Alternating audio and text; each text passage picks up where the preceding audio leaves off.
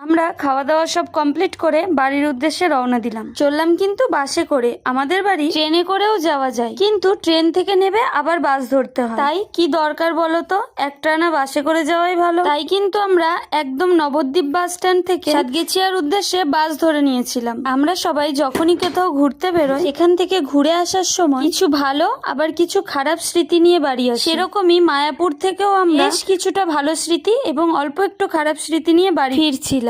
মায়াপুরে তেমনই কিছু ভালো স্মৃতির মধ্যে হচ্ছে ওই টোটো দাদা, যে কিনা খুবই ভালো মনের মানুষ। প্রথম দেখায় যে কেউ এত মনের কথা বলে দিতে পারে, ওই দাদার সাথে দেখা না হলে হয়তো বুঝতেই পারতাম। আর তোমাদেরকে আগের ভিডিওয় বললাম না যে মায়াপুরের 90% ভিডিও আমার মা করেছে, দেখো এটাই হচ্ছে তার জলজান্ত প্রমাণ। আমি কিন্তু পাশের সিটে বসেই আছি চুপ করে, আর মা সমানে মোটিভেট করেই যাচ্ছে। অনেক মানুষের জীবনে ঘটে যাওয়া আরো অনেক খারাপ অভিজ্ঞতার কথা আমায় জানাচ্ছে। আলটিমেট মা তো মাই হয়, তাই না? মায়ের এইসব কথা শুনতে শুনতে আর প্রকৃতির দৃশ্য অনুভব করতে করতে কখন যেন গন্তব্যে পৌঁছে গেলাম, বুঝতেই পারলাম। যাই হোক, আমার এই মায়াপুরের ভিডিওগুলো তোমাদের কেমন লাগলো অবশ্যই কমেন্টে জানিও। দেখা হচ্ছে তোমাদের সাথে পরের কোনো একটা ভিডিও। সকলে ভালো থেকো, সুস্থ থেকো, টাটা।